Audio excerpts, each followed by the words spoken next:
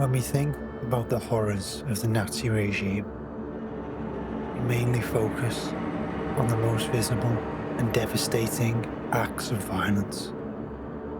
War, genocide, and oppression.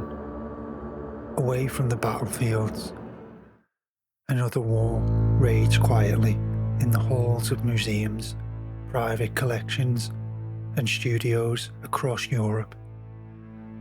A battle over culture, a war on art.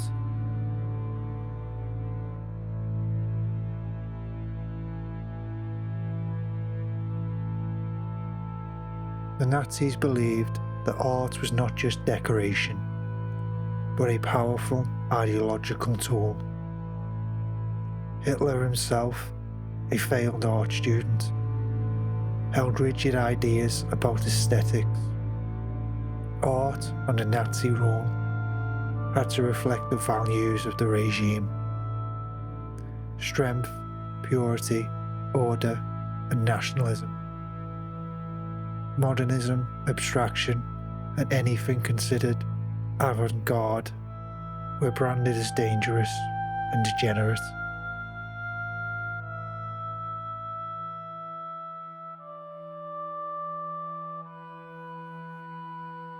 In 1937, the Nazis held the now infamous Degenerate art exhibition in Munich. Over 650 modernist works, including pieces by Picasso, Kandinsky, Chagall, and Klee, were displayed, not to be celebrated, but to be mocked and ridiculed. The goal was to shame modern art and to draw a clear line between acceptable Aryan art and everything else. At the same time, a parallel exhibition, the Great German Art Exhibition, showcased idealized classical sculptures and paintings, glorifying the Aryan physique, German landscapes, and heroic imagery. It was a sanitized, state-approved version of art. The regime didn't stop at criticism. It confiscated thousands of works from German museums, over 20,000 pieces by the end of the 1930s. These included invaluable pieces of modern art, labelled as un-German. Some were sold on the international market to fund the Nazi war machine. Others were destroyed outright. Jewish collectors and gallery owners were especially targeted.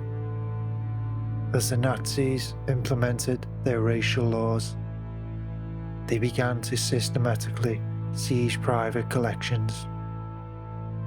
This was part of a broader plan to erase Jewish cultural influence.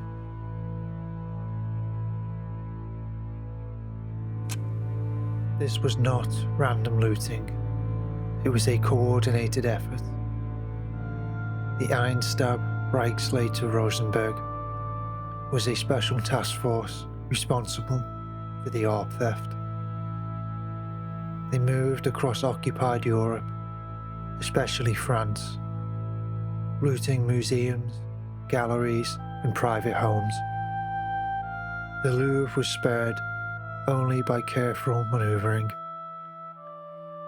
but countless private French Jewish collections were emptied.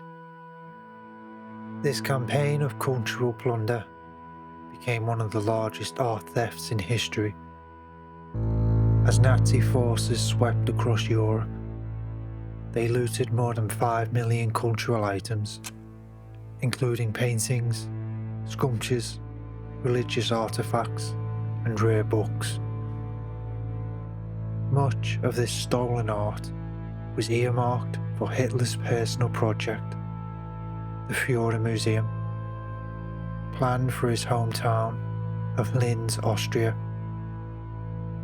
It was to be a grand repository of European art, showcasing the cultural supremacy of the Aryan race.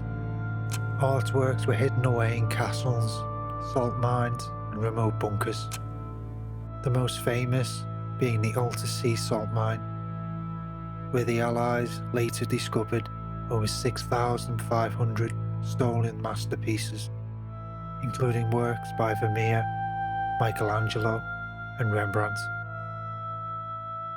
Amidst the destruction, some fought to save this cultural heritage. The Monuments Men was formed by the Allies to recover looted art and protect historical sites. After the war, the process of returning stolen works began, but it was slow and difficult. Many pieces had been sold, hidden, or misattributed. Families searched for generations for stolen heirlooms. Some still are. Even today, museums and private collections around the world continue to grapple with the issues of restitution. Provenance research, tracing the ownership history of artworks, remains a vital field in the quest for justice.